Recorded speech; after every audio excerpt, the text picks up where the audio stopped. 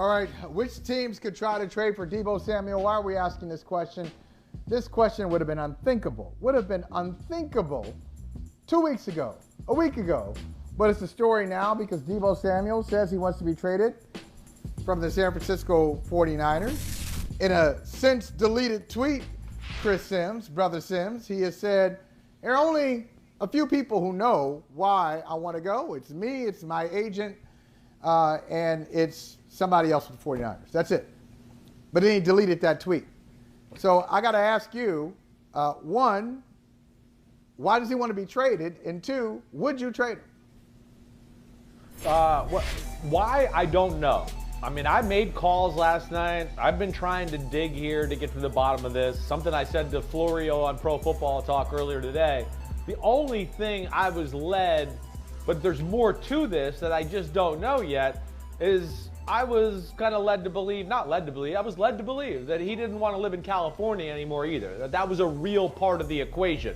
Now, I just think or know, gut feeling, some of the language used by certain people in text, that there's more there to this story, and I just haven't got to the bottom of that yet. So hopefully next week when I'm back on with you, I can give you those answers. Now, trading him, hey, I mean, I wouldn't want to trade him. You'd have to blow my doors off, all right? To me, this is the best receiver in football. There's nobody better than Deebo Samuel. You know, hey, this is my kind of guy. I'm Deebo Samuel, Jamar Chase, guys that can catch 5-yard slants and go 80 yards for a touchdown. You know, maybe not the most precise route runner to get 7 yards on 1st and 10, but can make touchdowns from anywhere on the football field. And that's a difference maker. He's very special in his skill set. He's built like a running back. He can play running back, yet he's one of the best receivers in football. He's quick. He is a good route runner. He can beat you deep. There's really nothing he can't do. And the other thing, part of this, Shanahan, first off, I know, loves Deebo Samuel. Loves him. You know, you got a new quarterback in Trey Lance who, looks like he's going to be the guy that takes over the reins. Here's the guy that helps him the most. Deebo Samuel will make that transition a lot easier than if he's not there. So from that aspect alone, I would think the 49ers do not want to trade away one of the best players on their team and the guy that could probably help their rookie quarterback who they invested more into than any other quarterback here in recent history. So, that's the thing I look at. And then that last part is the trade. I think a trade for Deebo Samuel, this is going to be year 4, is going to be steeper than the Devontae Adams trade or the Tyreek Hill trade. So that's where I don't think it's going to happen, is what I'm going to say, because I think Shanahan's not going to want it. What would you? I think this could get into multiple. I think this could be a two first rounds, right? I think you could end up seeing that type of thing here. I mean, this is arguably the best non-quarterback non-quarterback on the offensive side of the ball in football. I think you could put him in that conversation as well. And then you add to the fact here, maybe explains it best, Michael Holley, is we're talking about a guy who's, of course, explosive, one of the best receivers, one of the league leaders in yards per catch average, right? And they probably throw the ball shorter than any team in football. So that just tells you how special it is. He can make a whole lot of chicken salad out of chicken you-know-what. And that's why it's going to take a haul to get Deebo Samuel, in my opinion. Chris, the more I think about it, the more what you were hearing and what you've been speculating on, that this is about maybe proximity to home and location, right? And that's why he wants out of California. He's a guy from South Carolina. Because some of the theories out there is that he doesn't like being used as a running back that much. NFL media put out the stat that he had 80 rushes in his last 11 games. I mean, that's starting to get a lot of work as a running back. And you feel like that would be easy to fix if that was the issue, right? Especially a guy like Shanahan, where, you just find different ways to get him the ball rather than just handing it off to him. So does that to you indicate that, it can't just be about usage, that there's got to be other things in play? Yeah, definitely, J.A. I think you're spot on. I know that is out there, that, maybe he doesn't want to play running back and take those hits. Shanahan's as cool as they come. All he'd have to do is go, I don't want to play running back and take those hits, and Shanahan's going to go, okay, best player on the team or most explosive receiver in football. We won't do that much. It's not going to take that much. Shanahan, we've seen, he's got a good way with players. You don't really hear players ever leave there or go there and have negative things to say. He knows how to communicate with guys. That's for sure. Raheem Mostert said he was going to leave town a few years ago. He talked him back into it, kept him in town. There was another, I'm blanking, another player that happened to. So I would bet Shanahan, who loves Deebo, at the Super Bowl, me and Florio interviewed Deebo. He tried to call Shanahan right there with us there. He seemed like he loved Shanahan. So I don't know where or what, but yes, J.A., I got to think there's something else here, and other than just where you're living. I understand that. You guys know this. Players are simple in a lot of ways. They want their friends, their family. That's very important to them. A lot of these guys grew up in small towns. They're mama's boy. I'm a self-proclaimed mama's boy. You don't like being far from mama and the rest of the family. And I think that could be a real thing, but I just don't think that's the only thing. I got to think there's something else. Sims, we have to ask J.A. this question. How does he feel about somebody not wanting to live in California, man? I mean, that's home team right there. Like, come on, preposterous to me. How you feel about this? I will say this. In that tax bracket, knowing that California has the highest state taxes, oh, wow. You're talking to someone, I stole property in California, but guess what? I pay taxes in Illinois because I make my money here in Illinois, and you better believe I'm going to pay half the tax rate on my state taxes than I would if I was paying taxes in California. Maybe that's what it is. Don't worry. Keep your ego in check. I'm from New Jersey. People are trying to get the hell out of there all the time, so don't worry. Hey, Sims, you got to tell me about some of your rankings. I know with your wide receiver rankings, you don't have another Deebo Samuel coming up, but who have you looked at recently on film that has really? I know you really dig into this stuff. Who's got you excited to see them in the NFL? Yeah, listen, I'm done with all the draft stuff. I got a great feel for it. I've watched probably over 200 players at this point. The last week I've been on D tackles and linebackers. All right.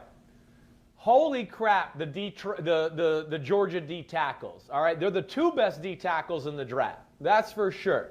Jordan Davis and Devontae Wyatt are unreal, and both top 10 picks in my opinion. Jordan Davis is Vita Vea, except top 10 more talent. athletic. Wow.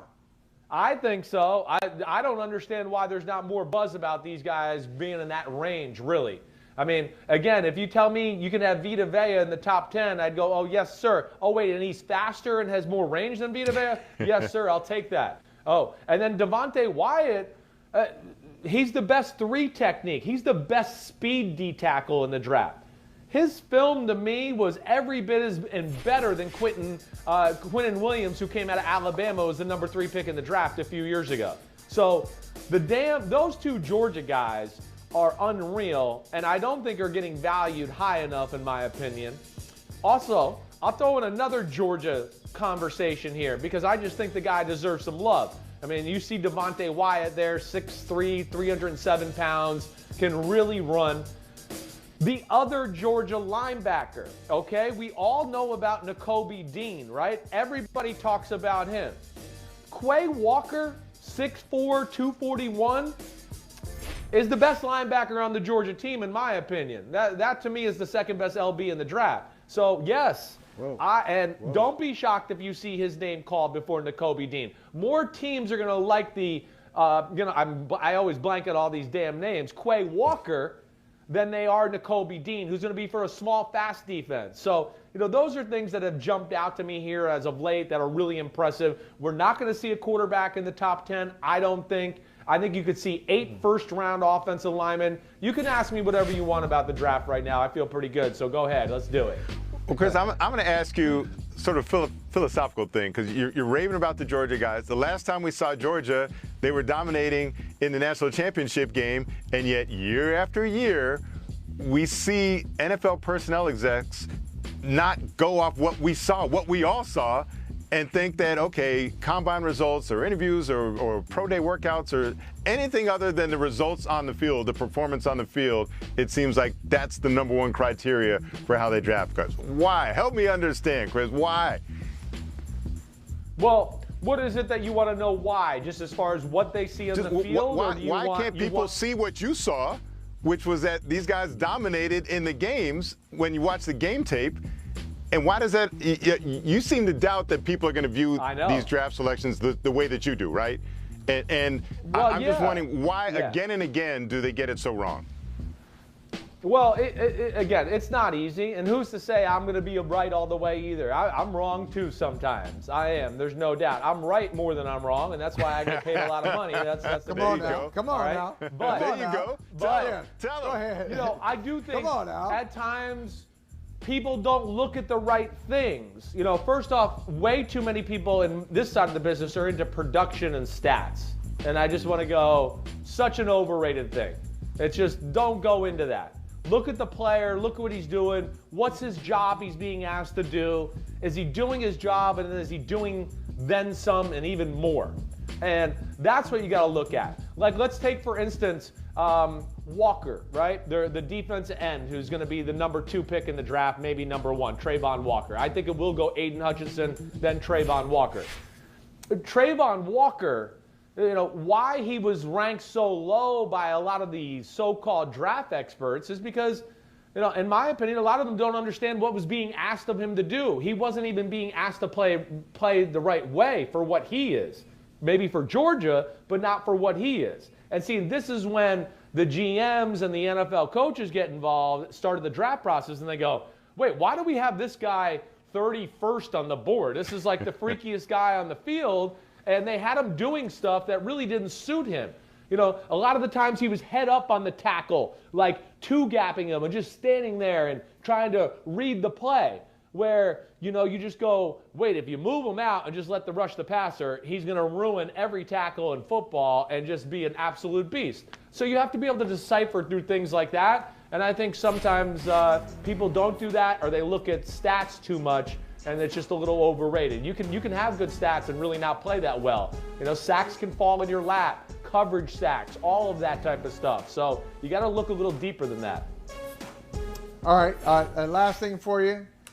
I don't want to hear about Aiden Hutchinson. Don't want to hear about Walker now, since you've given me a great scouting report on him. Other than those two, the best player in this draft, regardless of position, Christopher Sims, our brother from another, is who? Ooh. Man, all right, so let me just give you the finalists here for this, all right? I mean, Kyle Hamilton is in that conversation. Sauce Gardner's in that conversation. I think ultimately, though, I'd go with one of the tackles if I had to do that. To me, Evan Neal and Ike Ekwonu, Neal from Alabama, Ike from North Carolina State, I think those would be the next guys after the 2 pass rushers. I bet you more teams will like Ike Ekwonu because his tape is cleaner. He's better in all areas. If you just stack them up and checks boxes, you'd go, oh, Ike Ekwonu is better than Evan Neal.